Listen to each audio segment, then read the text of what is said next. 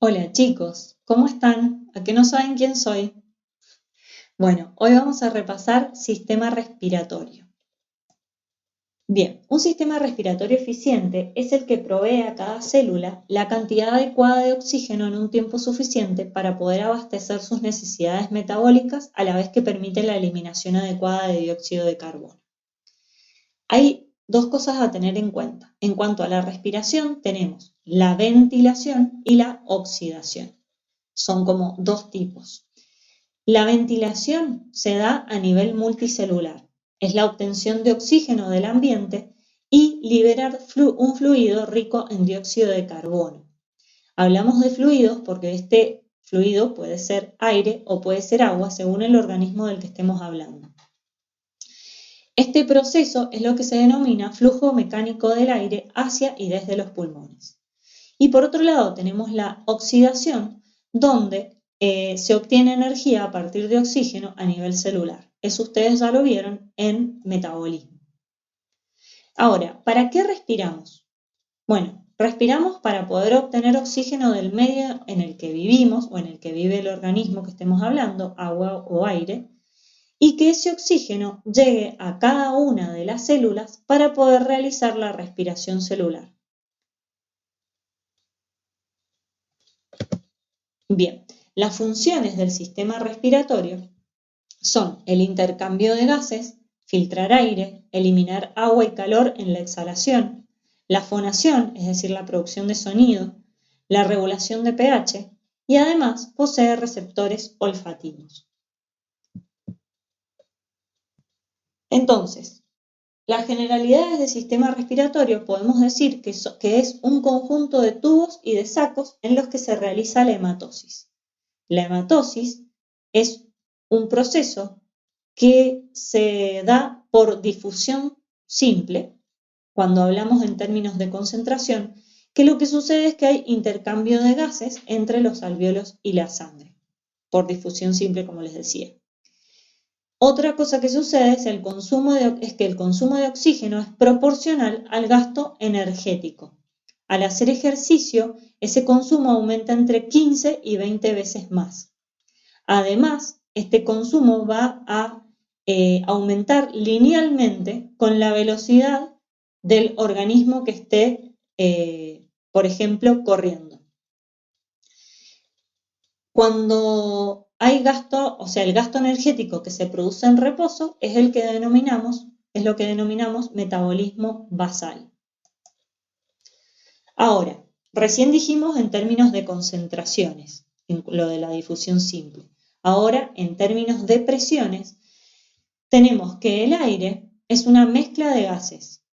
El aire seco va a tener 21% de oxígeno, 77% de nitrógeno, 1% de argón, 0,003% de dióxido de carbono, 0,97% de otros gases. Esos otros gases pueden ser hidrógeno, neón, criptón, helio, ozono, xenón y algunos otros gases contaminantes como el caso del radón. Ahora, la suma de las presiones parciales de todos estos gases me da la presión total. Esa presión total es, en el caso del aire seco, es de 760 milímetros de mercurio. Perdón, la presión total va a ser siempre 760 milímetros de mercurio. Que eso es igual a una atmósfera y equivale a una columna de agua de 10 metros, como si tuviéramos una columna de agua de 10 metros sobre nuestra cabeza. Esto, la presión de cada gas va a ser proporcional a su concentración. En el caso del oxígeno, la presión parcial es de 160 milímetros de mercurio en el aire seco. Ahora, en el aire con vapor de agua, tenemos que el vapor de agua aporta 47 milímetros de mercurio a la presión total. Por lo tanto, el volumen de los otros gases va a ser proporcionalmente menor según el porcentaje en el que se encuentran. Por ejemplo, en el caso de la presión parcial del oxígeno, vamos a tener los 760 milímetros de mercurio menos los 47 milímetros de mercurio del vapor de agua, todo eso multiplicado por 0,21, que es el porcentaje de oxígeno en este aire, y eso me da 149 milímetros de mercurio. Es decir, que en aire seco yo tengo una presión parcial de oxígeno de 160 milímetros de mercurio y en aire con vapor tengo una presión parcial de oxígeno de 149 milímetros de mercurio. Bien, ahora, ¿qué sucede si yo me voy, por ejemplo, a la Aconcagua? Subo la Aconcagua. A medida que aumenta la altura, va a disminuir la presión parcial de oxígeno. Eso puede generar lo que se denomina no puede generar, sino que es una hipoxia ambiental. En ausencia de aclimatación, es decir, cuando no logramos aclimatarnos, podemos sentir dolor de cabeza, náuseas, vómitos, pérdida de apetito, alucinaciones y mareos. Ahora, ¿cuál es la respuesta del organismo ante esta situación? Es la hiperventilación. La hiperventilación es que vamos a aumentar la frecuencia y la profundidad de la respiración. Esto hace que aumente la frecuencia cardíaca y también que aumente el volumen sanguíneo que va a ir hacia los órganos y los tejidos. Sin embargo, la presión parcial de oxígeno en sangre es menor que la presión a nivel del mar. Esto implica que la capacidad de trabajo del organismo va a disminuir. Ahora, luego de varios días de estar en el Aconcagua tratando de aclimatarme, puede suceder, si me aclimato, que aumenta la afinidad del oxígeno por la hemoglobina y aumenta la cantidad de glóbulos rojos. Ese aumento de la afinidad del oxígeno se debe a cambios conformacionales que se dan en la molécula de hemoglobina. Ahora, ¿qué pasa si ahora en vez de irme a la Aconcagua me voy a hacer buceo al mar? A medida que aumenta la profundidad, va a aumentar la presión, como dijimos anteriormente, va a ser una atmósfera cada 10 metros de profundidad. Esto puede producir lo que se denomina embolia, que es una obstrucción de los vasos sanguíneos y genera burbujas de nitrógeno en la sangre. La embolia es dolorosa y en algunos casos hasta mortal. Se produce por respirar aire comprimido durante la inversión y a alta presión. El nitrógeno, que además es el mayor componente del aire y que el organismo no lo metaboliza, difunde desde el aire comprimido en los pulmones hacia la sangre y tejidos, donde ahí se disuelve. Las burbujas se alojan en los capilares e interrumpen el flujo sanguíneo o causan dolor en las articulaciones y los tejidos. Ahora, ¿qué sucede con organismos, como el caso de esta foquita, que son mamíferos, pero bucean, mamíferos buceadores? Bueno, ellos tienen ciertas adaptaciones. Estas adaptaciones son que exhalan antes de zambullirse. Eso lo que hace es reducir la posibilidad de que se genere la enfermedad de las profundidades, así se denomina. Tienen además un gran volumen sanguíneo con gran cantidad de glóbulos rojos y de mioglobina. Entonces eso les da un reservorio de sangre oxigenada. Pero el factor principal es que disminuyen el ritmo cardíaco, disminuyen la provisión de sangre a órganos digestivos, piel y músculos, debido a que disminuyen también el ritmo cardíaco, ¿no? Una cosa va con la otra. Y esto hace que aumente la provisión de oxígeno en el cerebro, el corazón y en el caso de las hembras preñadas también hacia el feto. Entonces, esto es muy importante porque luego de 4 minutos que las células del corazón y del cerebro estén sin oxígeno, comienzan a morir. A lo largo de la vida en la Tierra se fueron generando diversidad de órganos respiratorios. Las diferentes sustancias, en este caso oxígeno y dióxido de carbono, pueden moverse eficientemente por difusión distancias menores a 1 milímetro. Esto es un problema para los organismos de gran tamaño porque muchas de sus células pueden encontrarse a más de esa distancia del aire o del agua, es decir, de su fuente de oxígeno. Entonces, en este caso, ¿qué pasa con el caso de los anélidos? ¿Sí? Los anélidos tienen una capa de piel muy delgada y los vasos sanguíneos están pegados a ella. Entonces, acá en esta imagen podemos ver, los anélidos son, por ejemplo, las lombrices. Acá podemos ver un pedazo de lombriz. Entonces, tenemos la capa de piel delgada que tiene solamente una capa de células, ¿sí? Sobre ella tenemos la cutícula.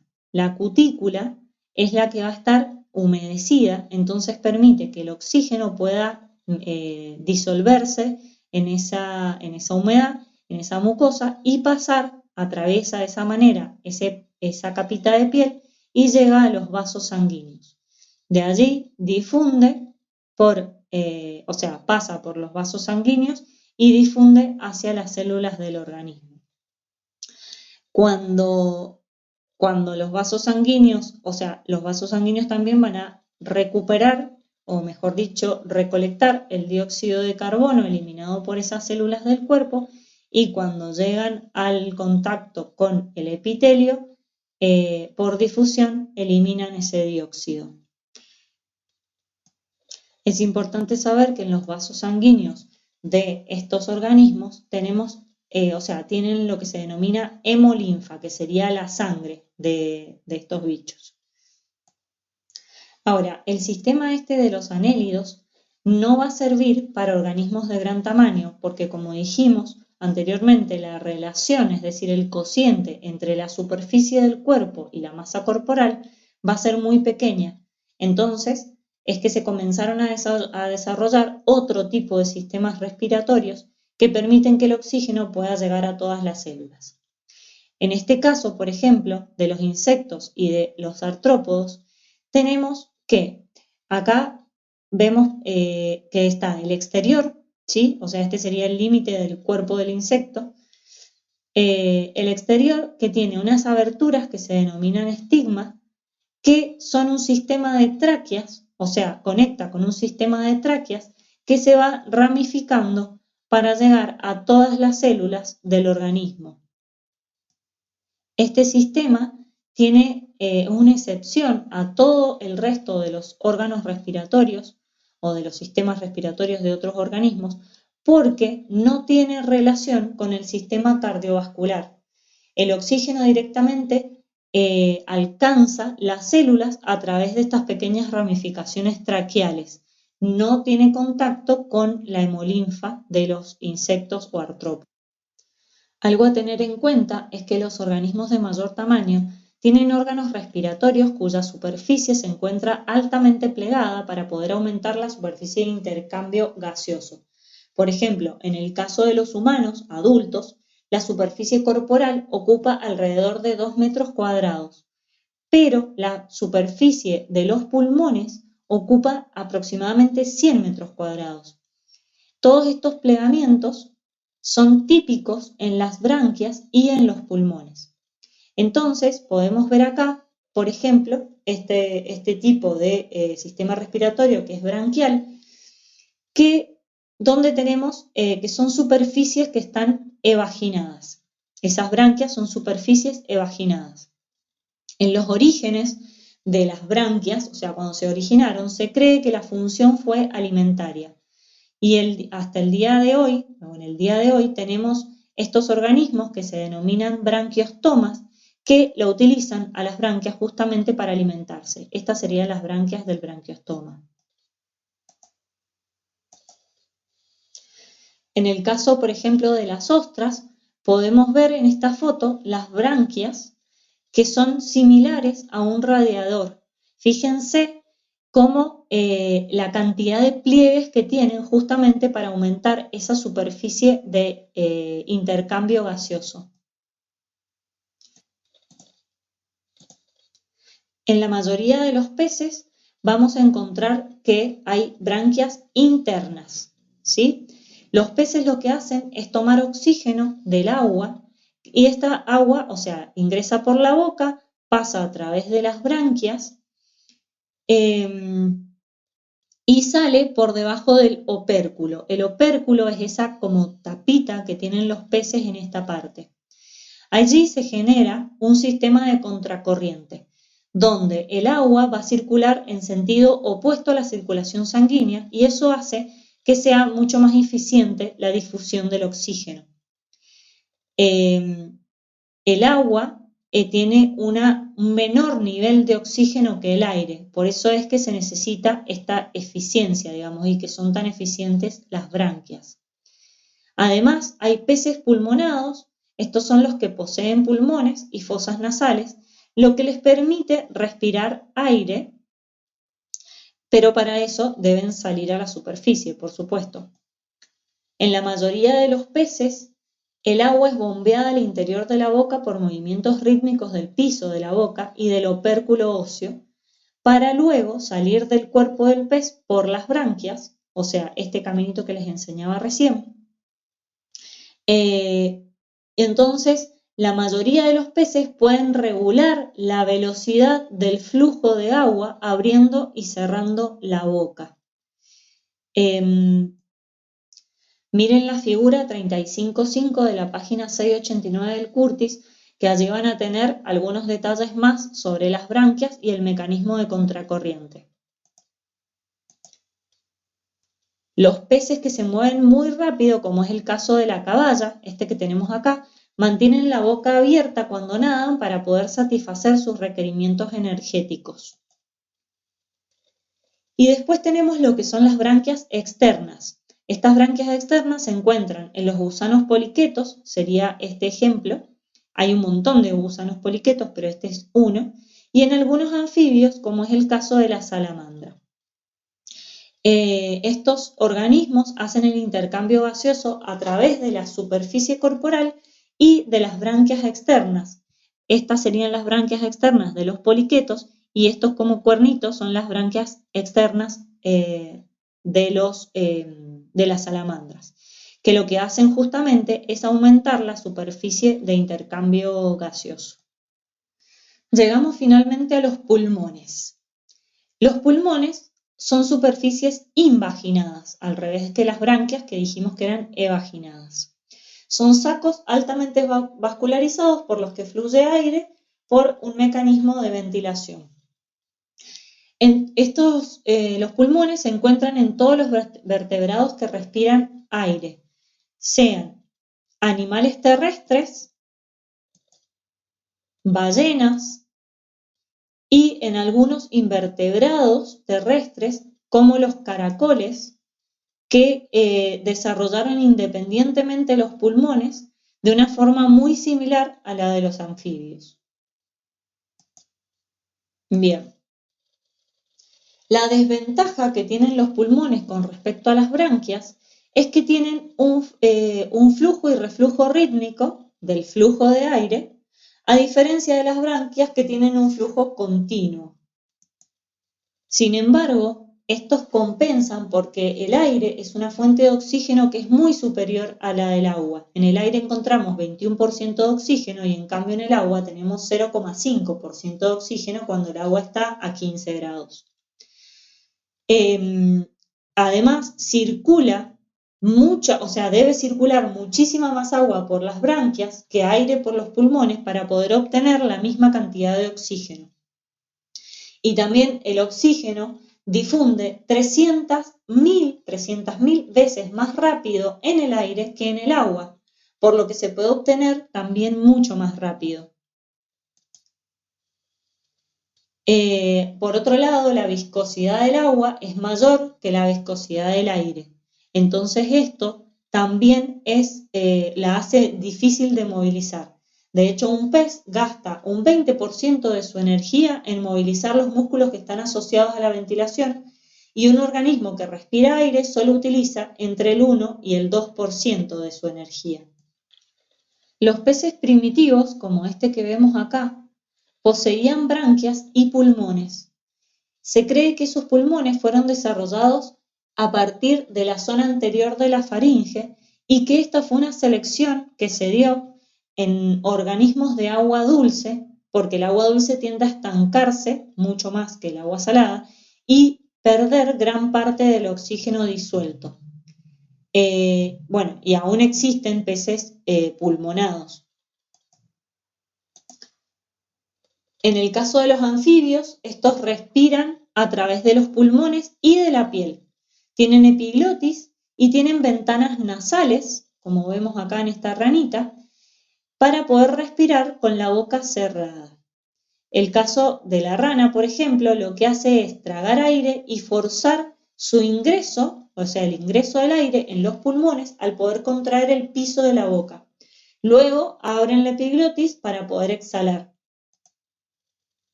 Y en el caso de los reptiles, mayormente respiran por pulmones. También tienen epiglotis y también tienen ventanas nasales para poder respirar con la boca cerrada. Al igual que en las aves y en los mamíferos, el aire entra y sale por cambio en la presión y en el volumen de la cavidad torácica. Bien, ¿cómo es el caso de las aves? Las aves tienen pulmones que están acompañados por sacos aéreos. Estos sacos aéreos es donde se produce el intercambio gaseoso, al revés. En los pulmones se produce el intercambio gaseoso, pero en los sacos aéreos no hay intercambio gaseoso con la sangre. Entonces, ¿cómo funcionan? Las aves primero inspiran y el aire va a los sacos aéreos posteriores. En una primera expiración, esa sangre, ese aire va a los pulmones para hacer intercambio con la sangre. De allí hacen una segunda inspiración donde el aire va a los sacos aéreos anteriores y después, en una segunda expiración, el aire sale al exterior. Estos sacos aéreos están comunicados con los pulmones, que se encuentran muy vascularizados, y la expansión y compresión alternada de los sacos determina un flujo aéreo unidireccional en los pulmones. Esto se debe a que todos los conductos tienen salida. Así, el intercambio de gases se maximiza y la mezcla entre el aire inspirado y expirado disminuye. Este sistema es el que les permite a las aves soportar largos periodos de actividad intensa, como puede ser una migración. Entonces, acá tenemos un ave, ¿sí? La tráquea, los sacos aéreos anteriores, los pulmones y los sacos aéreos posteriores. Cada pulmón, como dijimos, está conectado con varios sacos aéreos, como podemos ver acá, que se encuentran en los espacios aéreos de los huesos. O sea, estos sacos se encuentran incluidos en los espacios aéreos que tienen los huesos. Pueden observar la figura 35.6b de la página 690 del Curtis, que les va a dar una idea un poco mayor de esto que les estoy comentando. Bueno, vamos a ver ahora la anatomía del sistema respiratorio. Podemos dividirlo en dos a este sistema. Uno es la división estructural y la otra es la división funcional. Con respecto a la estructural, tenemos vías respiratorias superiores que comunican los pulmones con el exterior. Estos son la nariz, la faringe y las estructuras que acompañan a estas dos, laringe y faringe. Y las vías respiratorias inferiores, que son la laringe, la tráquea, los bronquios, las ramificaciones de los bronquios y los pulmones. Y por otro lado tenemos la división funcional, donde está la porción de conducción que va desde la nariz hasta los bronquiolos terminales. Estos lo que hacen es conducir, filtrar, humedecer el aire y además participan en la fonación. Y la porción respiratoria que va desde los bronquiolos respiratorios, los conductos y sacos alveolares con sus alvéolos. También está bueno tener en cuenta que los pelos, los cilios y el moco que se encuentra a lo largo del aparato respiratorio lo que hacen es atrapar el polvo y otras partículas extrañas. Y ese moco es secretado por células epiteliales que revisten las cavidades respiratorias y ayuda a humedecer el aire inhalado. Bueno, vamos a ver ahora cada una de las partes de este sistema respiratorio. Comenzamos por la nariz. La nariz tiene forma de pirámide triangular y con su eje mayor dirigido de arriba hacia abajo y de atrás hacia adelante. Está formada, o sea, tiene una armazón osteocartilaginosa y tiene membrana fibrosa, capa muscular, revestimiento externo de piel rico en glándulas sebáceas y además por dentro de las narinas tiene pelos que ayudan a calentar el aire y a atrapar partículas de polvo u otro tipo. Y por dentro tiene la mucosa nasal, que es el revestimiento. Bien, las narinas también pueden llamarse fosas u orificios nasales. Dentro de lo que son las fosas nasales, tenemos ubicado el macizo óseo nasal. O mejor dicho, están ubicadas en el macizo óseo nasal. Están separadas por un tabique vertical mediano, Vomer o etmoides, ustedes ya los conocen porque lo vieron a esto cuando vieron sistema óseo, y la mucosa que contiene los receptores olfatorios. Esos receptores olfatorios o esa mucosa está formada por un epitelio cilíndrico pseudoestratificado ciliado. Y por la parte posterior tenemos la apertura que comunica, o sea, desde el exterior hacia el interior, comunica a través de las coanas con la nasofaringe. Esas coanas son aberturas. Por otro lado tenemos los cornetes, que son esos que muchas personas se le agrandan de más y se los sacan.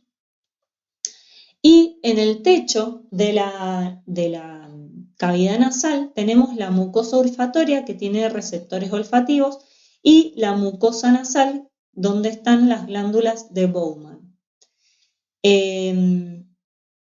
Además está esta mucosa muy vascularizada, lo que ayuda también a calentar el aire.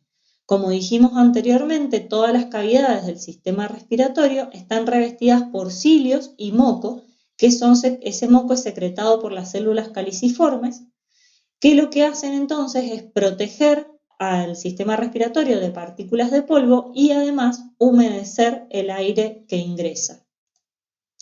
Acá podemos ver una imagen microscópica de un corte donde se observan la mucosa olfatoria, la mucosa nasal.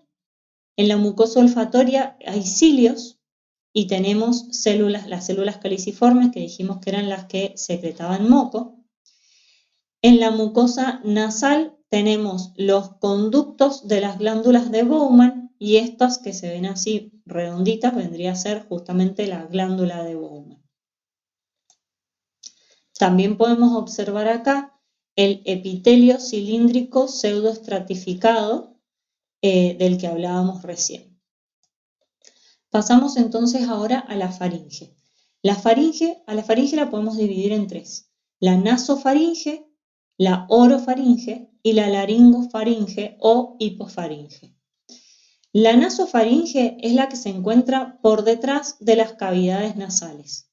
La bucofaringe se va a encontrar por el plano posterior de la boca, o sea, por la parte posterior de la boca.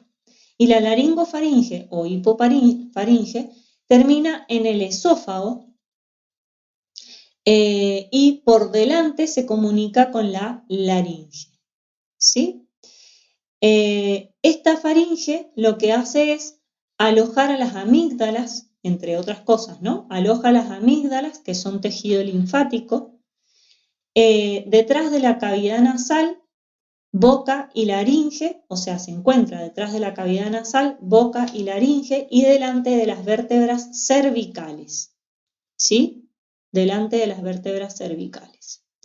Funciona como cámara de resonancia para la voz y además es común, o sea, la faringe es común también al sistema digestivo. Su pared es fibrosa y muscular y además tiene mucosa. Con respecto a la laringe, que es la que se encuentra en esta zona, en un adulto mide aproximadamente 4,5 centímetros. Está ubicada delante de las vértebras C3 a C6. Está situada en la parte superior y anterior del cuello, superior y anterior. ¿sí? Arriba y adelante. Su estructura es músculo cartilaginosa y comunica a la laringofaringe con la tráquea, ¿sí? La tráquea acá está marcada un poco baja, es un poco más arriba, donde comienza. Su pared está formada por músculo y cartílago y tiene el hioides, que es un huesito que sirve para que se puedan anclar diversos músculos y sostiene además a la lengua. Además, forma la hendidura glótica, que eso es un espacio que se cubre con la epiglotis, que la tenemos acá, y a su vez esa epiglotis es cartilaginosa. Por otro lado tenemos el cartílago tiroides, que se encuentra acá, y cricoides, y tenemos dos cartílagos aritenoides, dos cuneiformes, el cricoides, perdón, no se lo señalé, está acá, y por otro lado, como les decía, entonces, dos cuneiformes, dos corniculados, y estos tienen articulaciones y ligamentos que son los que permiten que puedan unirse. Además, la laringe es el órgano de fonación, porque aloja las cuerdas vocales, que son dos pliegues de músculo longitudinal con ligamentos transversales. Acá podemos verlas, en este caso están cerradas, se abren formando como un triángulo para que pase el aire y vibren. Bien. Dentro de la mucosa que tapiza la laringe tenemos epitelio escamoso estratificado no queratinizado, que se encuentra en el plano superior de las cuerdas vocales. Sería este caso. ¿Ven? Acá se ve estratificado, escamoso y no queratinizado. Y por debajo de las cuerdas vocales tenemos epitelio cilíndrico pseudoestratificado. Fíjense, ven que pareciera que hubieran estratos, pero en realidad es por esa pseudoestratificación. Acá podemos ver también las células caliciformes que nombramos hace un rato y la membrana basal sobre la que se encuentran apoyadas estas células. Los cilios por arriba de las células, ¿sí? Que dijimos que todo el sistema respiratorio tenía cilios. Bien. Miren, acá tenemos los cartílagos que nombrábamos recién. Aritenoides, estos dos, corniculados, estos dos, cuneiformes, ¿sí? Tiroides, cricoides. Cricoides está por el lado de atrás, ¿sí? Fíjense que en esta imagen se puede ver que las paredes estamos hablando ya de la tráquea, perdón, están reforzadas con entre 25 y 20 anillos cartilaginosos que tienen forma de C, ¿sí? Están formadas por cartílago hialino. Esa forma de C es porque están incompletos, justamente por la parte de atrás no se cierran.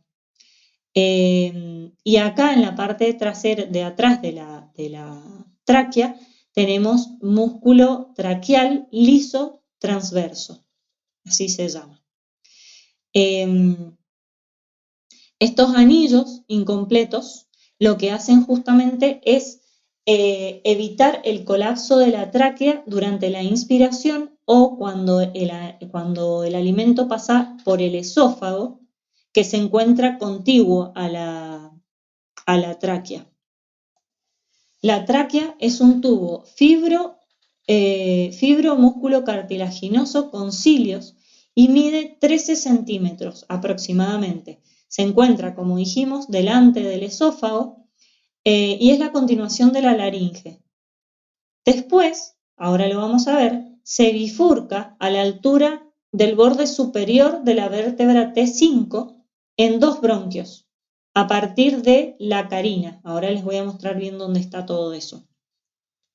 Además, tiene mucosa que la recubre por dentro, que es también epitelio cilíndrico pseudoestratificado ciliado, y desemboca en los bronquios que se dividen en bronquiolos. Y los cilios de la tráquea, bronquios y bronquiolos, empujan el moco hacia la faringe, donde en general es tragado. Acá vemos el árbol bronquial, que es lo que les decía recién. Tenemos la tráquea, esta es la zona de la carina donde se divide en bronquios principales, derecho e izquierdo. Después estos se dividen en diferentes lóbulos y así siguen, o sea, y tenemos en el caso del pulmón derecho, lóbulo superior, lóbulo medio y lóbulo inferior, y en el caso del izquierdo, lóbulo superior y lóbulo inferior. Y este pedacito que se denomina língula. Los bronquios lobulares secundarios se ramifican en bronquiolos y estos se siguen ramificando y los más pequeños se denominan bronquiolos terminales. Después de esos bronquiolos terminales, en el cuadernillo de la Facu nombra al comenzar este tema los bronquiolos respiratorios como los últimos antes de llegar a los sacos alveolares. Y además menciona que allí también se produce intercambio gaseoso. Les digo esto porque sé que es un tema un poco controversial entre lo que dice el libro y lo que dice el cuadernillo. Bien, los bronquios y bronquiolos están tapizados por músculo liso, que es helicoidal, tiene una disposición helicoidal. Y ese músculo liso está controlado por el sistema nervioso autónomo y ajusta el flujo de aire. En situaciones de estrés, el sistema nervioso simpático lo que hace es dilatar los bronquiolos y en consecuencia va a aumentar el flujo de aire que ingresa. Y también pueden producirse espasmos bronquiales que, por ejemplo, en el caso de ataques de asma, eso es lo que hace que se dificulte el intercambio gaseoso. Bien. Este árbol bronquial se encuentra dentro de los pulmones.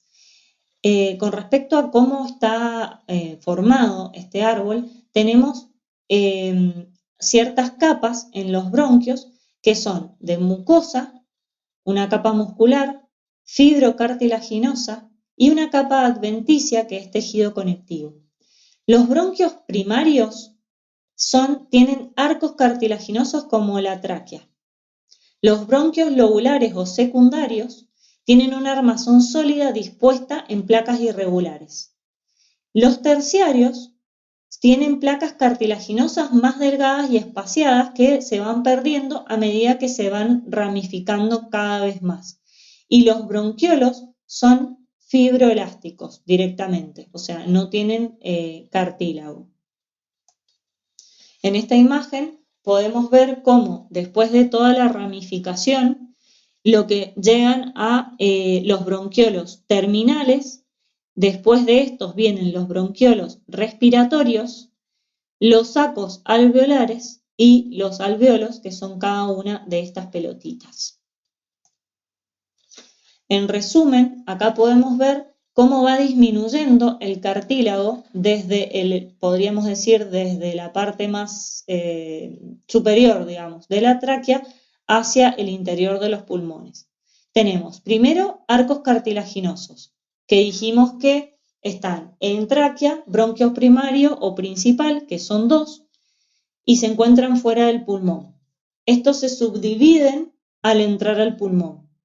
Después tenemos cartílago dispuestos en placas irregulares. Eso se da en los bronquiolos secundarios o lobulares, que tenemos en el pulmón derecho tenemos 3, superior, medio e inferior, y en el izquierdo tenemos 2, superior e inferior. Después tenemos las capas cartilaginosas delgadas y más espaciadas, que se encuentran en los bronquiolos terciarios o también se le denominan segmentarios. Después tenemos los bronquiolos que no tienen cartílago, pero tienen abundante músculo liso. Y ahí tenemos bronquiolos terminales, bronquiolos respiratorios, conductos alveolares, sacos alveolares y los alvéolos. Este es el segmento broncopulmonar, donde es la porción del pulmón en la que se distribuyen los bronquios terciarios, que tienen muchos lobulillos que contienen los bronquiolos terminales. Ahora vamos a ver bien a qué se refiere con esto de los lobulillos. Bien, los pulmones son órganos cónicos, uno a cada lado de la línea media en la cavidad torácica. Están envueltos por una serosa, que es mesotelio más tejido conectivo, que se llama pleura, y está la pleura parietal, que reviste la cavidad torácica, sería acá la que tenemos en rojo, y la pleura visceral, que envuelve a los pulmones, es la que tenemos dibujada en negro. Habíamos dicho que el pulmón derecho tenía 3 lóbulos y el izquierdo 2,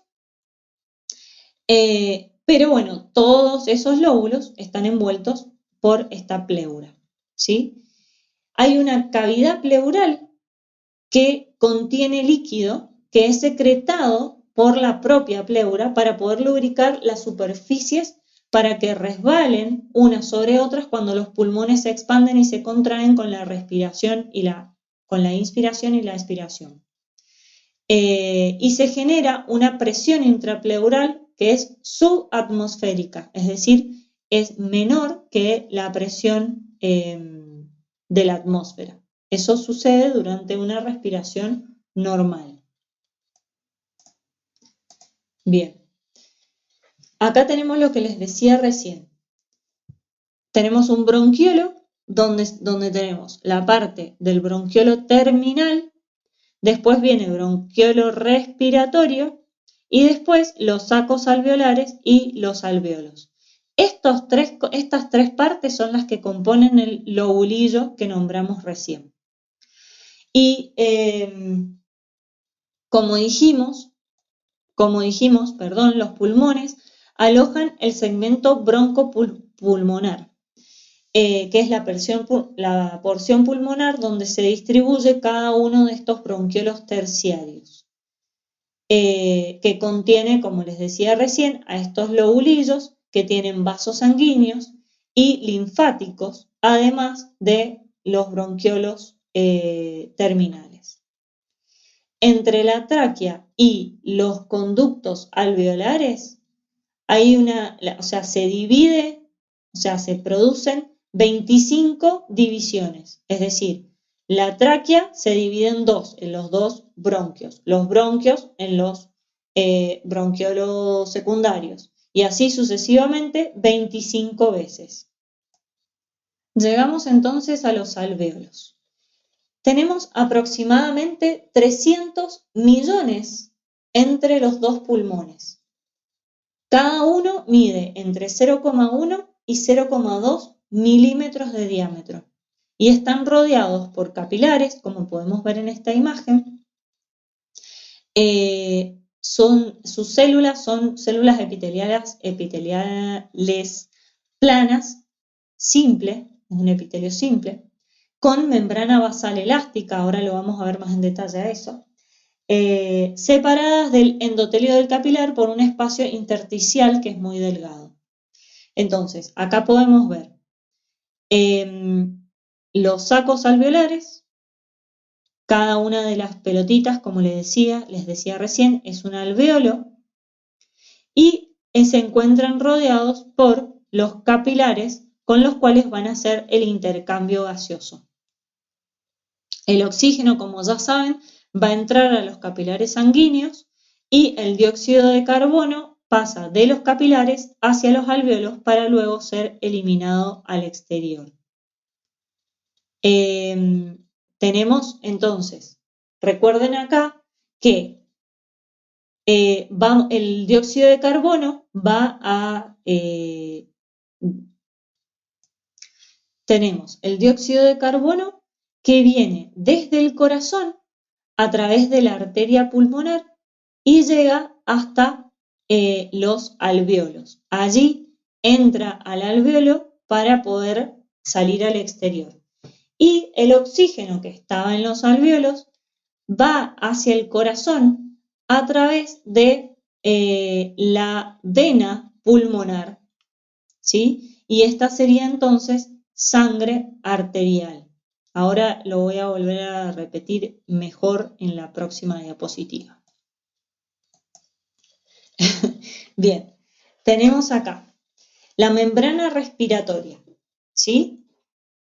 Esa membrana respiratoria es alvéolo capilar, o sea, está conformada por la membrana del alvéolo y por la membrana del capilar, y mide aproximadamente 0,5 micrómetros. Como podemos observar, tenemos el oxígeno que ingresa al alvéolo, ¿sí? Esta es la cavidad alveolar. Ingresa al alvéolo, difunde a través de las membranas, se une a los glóbulos rojos y estos van a ir hacia el corazón para ser distribuido después en el resto del cuerpo. El dióxido de carbono que venía desde el corazón entra a los alvéolos para luego salir al exterior. Entonces, todo esto sucede a través de esta membrana respiratoria. Fíjense, acá tenemos esta línea de células, es la membrana del alvéolo, que está recubierta por el líquido surfactante, que ahora vamos a ver bien qué es. Junto con la membrana del capilar, forma lo que es la membrana respiratoria, ¿sí? La membrana del capilar, el endotelio, también tiene solo una capa de células.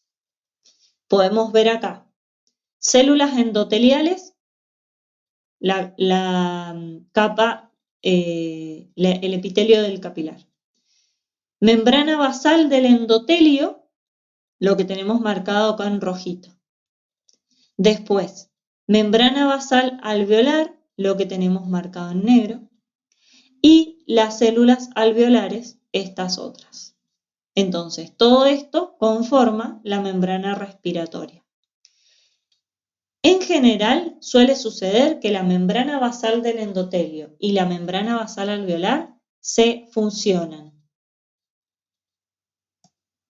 Entonces, para que quede claro, desde el corazón, a través de la arteria pulmonar, vienen los glóbulos rojos cargados de dióxido de carbono que van a descargar ese dióxido de carbono en el alvéolo y van a cargarse con oxígeno para ir desde los capilares hacia la vena pulmonar, que es la que va a ir al corazón, para luego de ahí salir al resto de los tejidos. Ahora igual vamos a ver un GIF en el que creo que va a quedar más claro aún. Bueno, acá vemos el proceso de hematosis en los pulmones. Tenemos un saco alveolar, acá ampliamos en un alvéolo y podemos ver cómo ingresa oxígeno que luego va a difundir a la sangre y el dióxido de carbono que traía también el sistema circulatorio entra al alvéolo para salir al exterior. Si podemos observar acá, ven que vienen, serían los glóbulos rojos que traen el dióxido de carbono y estos son los glóbulos rojos que recogen el oxígeno.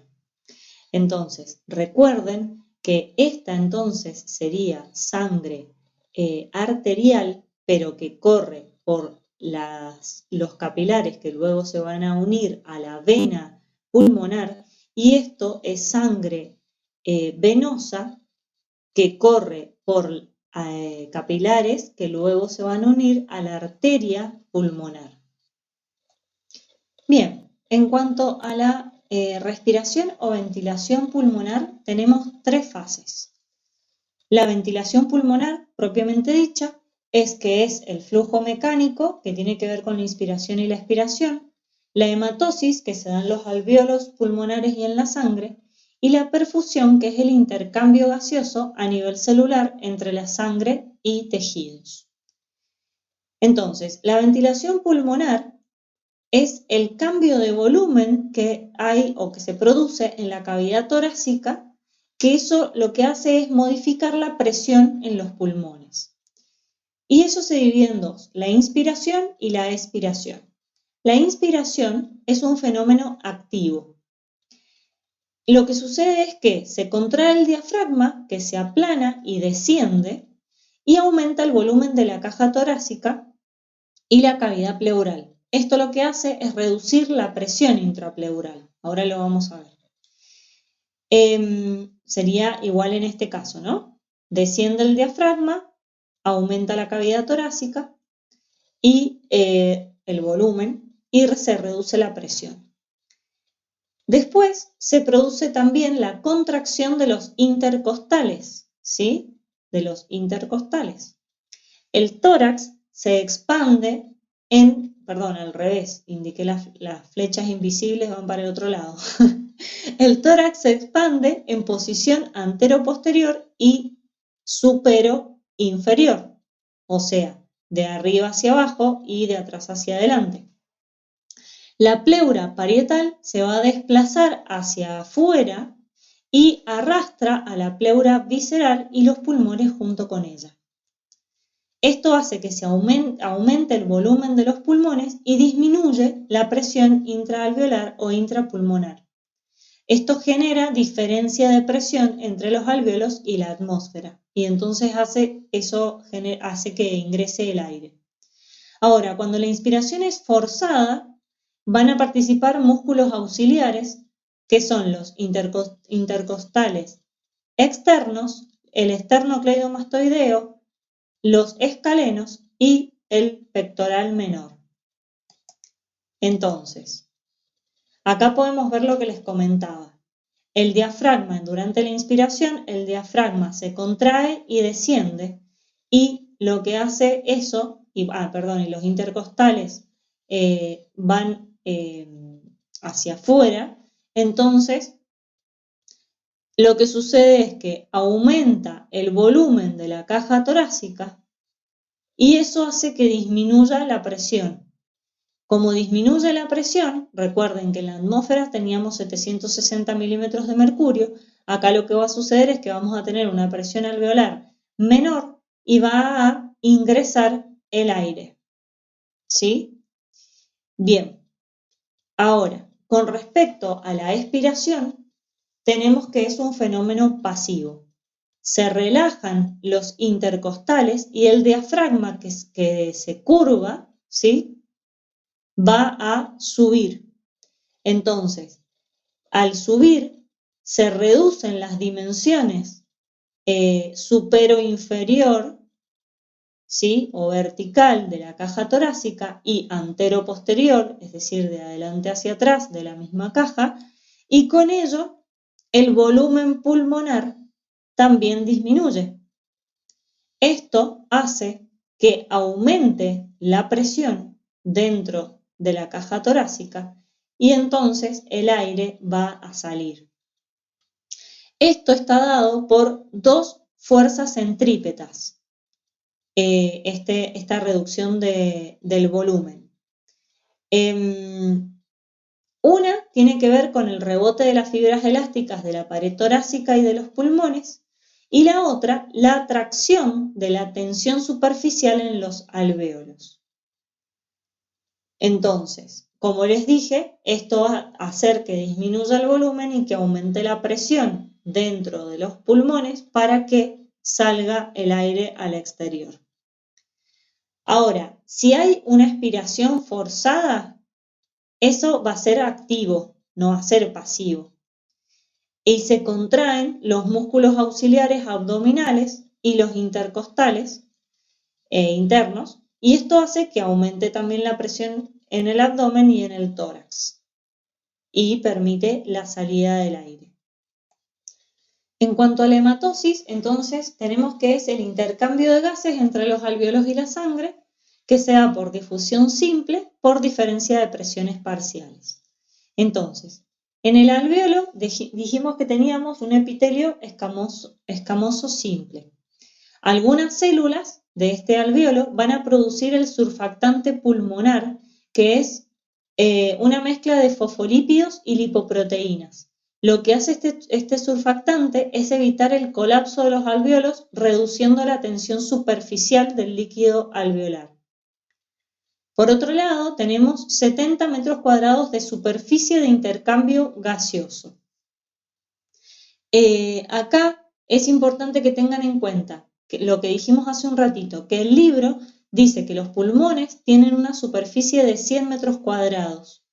Como en cambio el cuadernillo de la facultad dice que la superficie de intercambio gaseoso es de 70 metros cuadrados. Como el Curtis no aclara si se refiere a los pulmones completos o solo a los alvéolos, estén atentos al contexto cuando les pregunten algo relacionado a esto. Además también vean la lámina del néter que se llama circulación sanguínea intrapulmonar. Bien. La hematosis se va a producir como consecuencia de la diferencia de presión parcial de oxígeno y de dióxido de carbono. Y bueno, van a participar redes capilares alveolares. Entonces, volviendo un poco a lo que hablábamos hace un rato, pero ahora incorporando las presiones. Tenemos un alvéolo y un conducto alveolar. En el alvéolo tenemos una presión de oxígeno de 100 y una presión de dióxido de carbono de 40. Entonces, ¿qué es lo que va a suceder? Tenemos una presión de oxígeno de 40 que viene en la sangre venosa desde el corazón por la arteria, pulmonar. Llega hasta los pulmones y allí, que ingresó el aire, aumenta la presión de oxígeno a 100, ¿sí? Y la presión de dióxido de carbono, fíjense que disminuyó. ¿Por qué? Porque salió dióxido de carbono. Entonces ahora va a ingresar este oxígeno en los capilares sanguíneos que llevan sangre arterial, que van hacia el corazón a través de la vena pulmonar. Ahí fíjense que entonces el oxígeno va con una presión parcial de 100 y hay muy poco dióxido de carbono participante. Bien, en cuanto al intercambio de gases, tenemos el transporte de oxígeno como primera instancia, es lo primero que vamos a ver. El oxígeno es relativamente insoluble en el plasma. Alrededor solamente del 0,3% es lo que se solubiliza en el plasma. Recuerden que en insectos esa baja solubilidad no va a tener consecuencias, ya que estos tenían este sistema traqueolar en el cual el oxígeno no tiene contacto con la hemolinfa. Bueno, y los pigmentos respiratorios son muy importantes para el transporte de oxígeno. En la mayoría de los invertebrados, los pigmentos respiratorios están disueltos en el plasma sanguíneo, pero en los vertebrados y equinodermos, los pigmentos son transportados en los eritrocitos o glóbulos rojos, que son células muy especializadas en la función de transporte, como ya vieron ustedes en el sistema circulatorio. Las proteínas especiales transportadoras son una combinación de un ion metálico y una proteína. Esto hace que se eleve 70 veces la capacidad de transporte del oxígeno. Esa flechita se me escapó, no va. Entonces, fíjense, acá en este caso que tenemos la hemoglobina, tenemos que es un pigmento rojo y que se hace más claro cuando se une al oxígeno. La hemoglobina tiene 4 subunidades, 2 cadenas beta y 2 cadenas alfa, y cada subunidad se une a un grupo hemo y cada grupo hemo tiene un átomo de hierro. Tenemos 3 tipos de pigmentos. Uno es la hemoglobina, como la que ya se las expliqué recién, que se encuentra en vertebrados y en algunos invertebrados. La otra es la hemocianina, que está en moluscos y artrópodos, y la mioglobina, que se encuentra en el músculo esquelético, y tiene una afinidad mayor por el oxígeno que la hemoglobina. La mioglobina se asemeja a una de las subunidades de la hemoglobina. Se satura sacándole el oxígeno a la hemoglobina, libera oxígeno cuando la presión parcial de en el músculo es de 20 milímetros de mercurio, que eso se da cuando hay un ejercicio intenso, y además es una reserva adicional de oxígeno para los músculos activos. Recuerden también que en los glóbulos rojos, un eritrocito, o sea, un glóbulo rojo, tiene 265 millones de moléculas de hemoglobina. Bueno, entonces ahora vemos un poquito más en detalle esta hemoglobina. La asociación o disociación de la hemoglobina con el oxígeno va a depender de la presión parcial que hay en el plasma sanguíneo. A 36 grados, que es la temperatura normal corporal, y pH normal, cuando la presión parcial de oxígeno aumenta, la hemoglobina incorpora más oxígeno. Cuando la presión parcial de oxígeno alcanza los 100 milímetros de mercurio, que es la presión típica del pulmón humano, la hemoglobina se satura casi por completo. Cuando esa presión parcial de oxígeno disminuye, el oxígeno se disocia parcialmente de la hemoglobina, y esto ocurre cuando la sangre rica en oxígeno alcanza los capilares, donde la presión es de 40 milímetros de mercurio o menos, y así libera aproximadamente el 30% del oxígeno en los tejidos.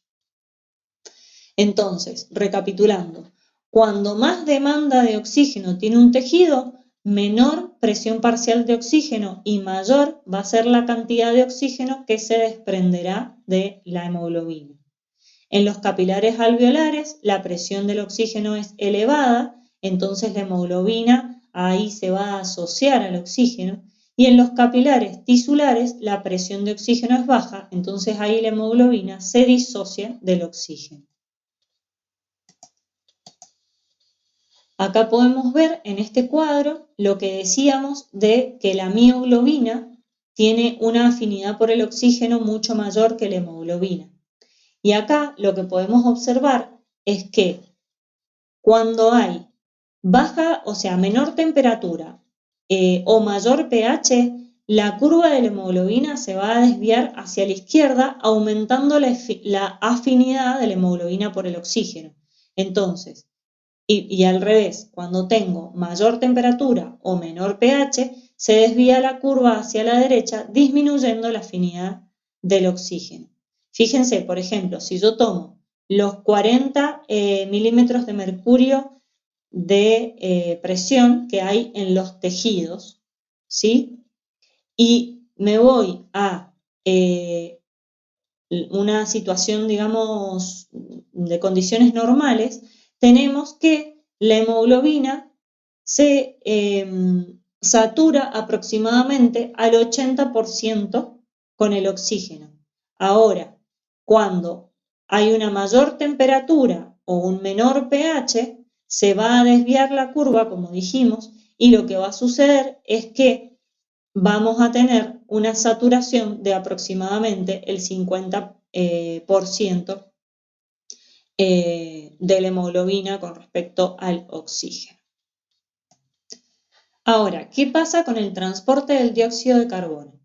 El dióxido de carbono se puede transportar de varias formas diferentes.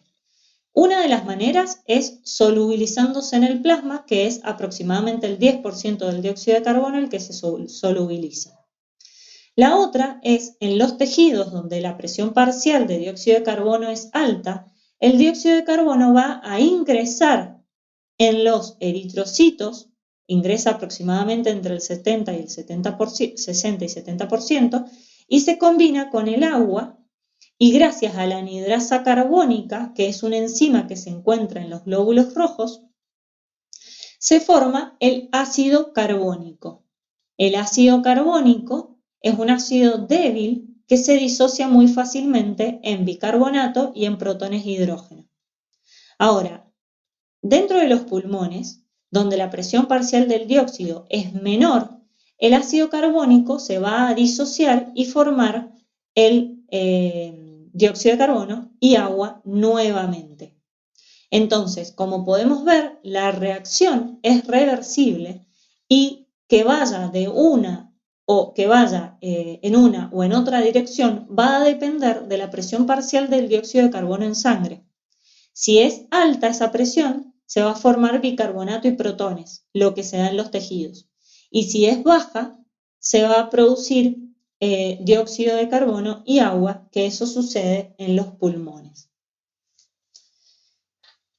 Otra de las formas de transporte del dióxido de carbono es cuando se asocia a grupos amino de la hemoglobina. Eso sucede entre un 5 y un 30%. En los capilares alveolares se va a desprender y va a difundir del plasma a los alvéolos y va a ser eliminado en la expiración. Los pulmones son dos órganos esponjosos que se encuentran en el pecho. El pulmón izquierdo está dividido en dos lóbulos o secciones y el pulmón derecho tiene 3 lóbulos. Cuando inhala, el aire ingresa por la nariz o boca y se dirige a la tráquea o tubo aéreo. En la carina, la tráquea se divide en 2 bronquios y luego se ramifica en bronquiolos más pequeños.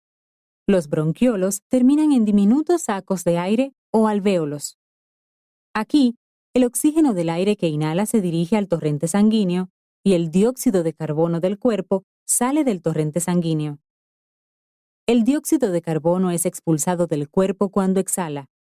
Los pulmones están recubiertos por la pleura, una membrana delgada que los protege y les ayuda a moverse de un lado a otro mientras inhala y exhala. Debajo de sus pulmones se encuentra el diafragma, un músculo delgado y liso que ayuda a sus pulmones a expandirse y contraerse mientras respira. Los pulmones están conectados a pequeños grupos de células del sistema inmunológico, llamadas ganglios linfáticos, a través de vasos linfáticos. Existen grupos de estos ganglios linfáticos cerca de los pulmones, por encima de las clavículas y detrás del esternón, como también en otras partes del cuerpo. Los vasos linfáticos llevan bacterias, células cancerígenas y otro material dañino fuera de los pulmones y otros órganos en un líquido transparente llamado linfa. Los ganglios linfáticos filtran este material fuera de la linfa. Vamos a ver ahora el control nervioso de la respiración. La ventilación es regulada por el sistema nervioso autónomo que ajusta la frecuencia respiratoria y la amplitud de la inspiración y la expiración, de acuerdo con las demandas del organismo. Esto lo hace para que las presiones de oxígeno y de dióxido de carbono en la sangre arterial casi no se alteren. Y esto lo realiza el centro respiratorio vulvar. Ese centro respiratorio vulvar es un grupo de neuronas que se encuentran en el bulbo raquídeo y la protuberancia del tallo cerebral o tronco encefálico. Dentro del bulbo raquídeo vamos a tener un grupo de neuronas que es dorsal y un grupo de neuronas ventral. La protuberancia del tallo cerebral o el tronco encefálico controlan la respiración normal, rítmica y automática. Hay que tener en cuenta que la respiración, a diferencia del ritmo cardíaco, se puede controlar voluntariamente dentro de ciertos límites. Sin embargo, si yo quisiera suicidarme conteniendo la respiración, eso sería imposible porque en el momento que pierdo la conciencia y se eleva la presión parcial del dióxido de carbono, los controles voluntarios se van a hacer cargo de reanudar la respiración. El sistema nervioso autónomo entonces lo que hace es ajustar la frecuencia y la amplitud de la inspiración y expiración según las necesidades. Este centro respiratorio vulvar es muy sensible al cambio. Si la presión parcial de dióxido de carbono y por lo tanto la concentración de protones se incrementa, la respiración se va a hacer más profunda y más rápida, y esto va a permitir que se elimine más dióxido de carbono y que baje la concentración de protones hasta lograr una normalidad. El centro respiratorio vulvar, como dije recién, tiene un grupo de neuronas respiratorias dorsal y un grupo de neuronas respiratorias ventral. Esos grupos de neuronas se conectan con neuronas motoras de la médula espinal que van a controlar el diafragma y los músculos intercostales. El grupo de neuronas respiratorio dorsal va a determinar el patrón cíclico de la inspiración y la expiración, y el grupo de neuronas respiratorio ventral va a controlar el volumen de aire movilizado. Juntos lo que hacen es dirigir el ciclo respiratorio. Este centro respiratorio vulvar va a recibir información de quimiorreceptores, de receptores de estiramiento del parénquima pulmonar, bronquios y bronquiolos, y receptores de dolor de los capilares pulmonares. A su vez, está influido por la protuberancia y el mesencéfalo, que coordinan la respiración con la deglución y la producción de sonido, inhibiendo brevemente la respiración, y también está influido por la corteza cerebral, que permite controlar en forma voluntaria la respiración. Por otro lado, tenemos al hipotálamo y al sistema límbico, que generan respuestas de tipo predictivo, por ejemplo, incrementando la ventilación antes del esfuerzo físico. Acá entonces tenemos una imagen, fíjense, está el bulbo, ¿sí?, y la protuberancia. En el bulbo entonces tenemos el grupo respiratorio dorsal, que como dije va a participar del patrón cíclico, o sea, a generar el patrón cíclico de inspiración y expiración o el ritmo de la respiración, y el respiratorio ventral, que maneja el volumen de aire que se moviliza. Estos se van a conectar con neuronas motoras de la médula espinal, que van a controlar la musculatura abdominal e intercostal y la del diafragma. Estos quimiorreceptores que hablábamos que le mandan información a este centro respiratorio, lo que hacen es sensar cambios en la presión parcial de oxígeno y en la presión parcial de dióxido de carbono. Y la información la transmiten por vía nerviosa a este centro respiratorio. Esos quimiorreceptores pueden ser de dos tipos, periféricos y centrales. Los periféricos se encuentran en la aorta y las carótidas, y los centrales en el bulbo raquídeo. Los periféricos son alarmas tempranas porque tienen respuesta a cambios en la presión parcial de estos gases en 7 segundos. Sin embargo, los quimiorreceptores centrales tienen una respuesta a cambios recién en 7 a 10 minutos. Los centrales tienen mayor influencia moduladora sobre el centro respiratorio que los periféricos. Y por otro lado, los periféricos son más sensibles a la caída de la presión parcial de oxígeno por debajo de 60 milímetros de mercurio y al incremento de la presión parcial de dióxido de carbono y la disminución concomitante de pH. En cambio, los centrales responden de manera inversa a los periféricos, es decir, el aumento de la presión parcial del dióxido de carbono y la disminución de la presión parcial de oxígeno y del pH. Lo que sucede es cuando estos quimiorreceptores mandan la información al centro respiratorio, se produce una respuesta que es la hiperventilación, que como habíamos dicho anteriormente, la hiperventilación es una respiración más profunda y más rápida, y eso hace que se alcalinice la sangre y por lo tanto el cerebro, y eso genera debilidad y mareos.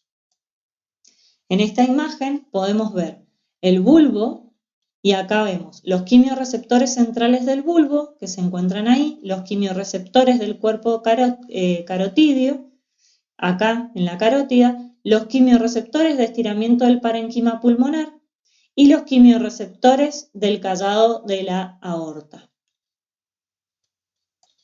Por último, vamos a ver patologías que afectan al sistema respiratorio.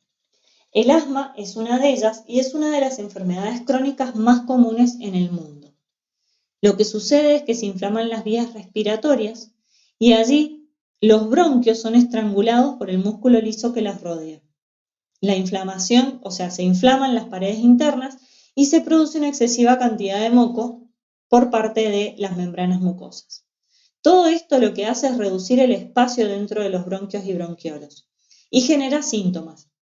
Esos síntomas pueden cambiar con el tiempo, pero en su mayoría son ventilación dificultosa, silbido causado al pasar el aire por las vías respiratorias que están angostas, tos y opresión en el pecho. Cuando se produce un ataque de asma, o mejor dicho, los ataques de asma suelen empeorar en la noche y en la madrugada y suelen ser desencadenados por alergias, mohos en las paredes húmedas y por ejercicio. Sin embargo, se ha estudiado estos últimos años que es una enfermedad muy psicosomática, es decir, que está muy influenciado, estos ataques de asma están muy influenciados por cuestiones emocionales. El aumento de la frecuencia del asma en la población coincide con el aumento de la polución, los alergenos domésticos, el tabaco y los irritantes químicos. Acá podemos ver vías aéreas normales, ¿sí? Un bronquiolo con un saco alveolar totalmente normal. En el caso de una persona asmática, vamos a ver que el bronquiolo tiene las paredes más inflamadas y durante un ataque de asma, además de que se inflaman aún más esas paredes, los músculos lisos se estrechan, por lo tanto cierran aún más los bronquios y no permiten que salga el aire de los alvéolos. ¿Cómo se puede diagnosticar el asma? Primero hay que hacer una espirometría, que lo que hace es evaluar la limitación del flujo de aire. Y después también se puede hacer un estudio de flujo máximo, que lo que hace es medir la velocidad máxima a la cual el aire puede salir de los pulmones. Y en cuanto a los tratamientos, tenemos tratamientos a corto plazo o temporarios, donde se utilizan los broncodilatadores. Estos broncodilatadores lo que hacen es relajar el músculo bronquial, ¿sí? Este músculo liso, y facilitar el flujo, pero no van a bajar la inflamación ni van a reducir la cantidad de moco.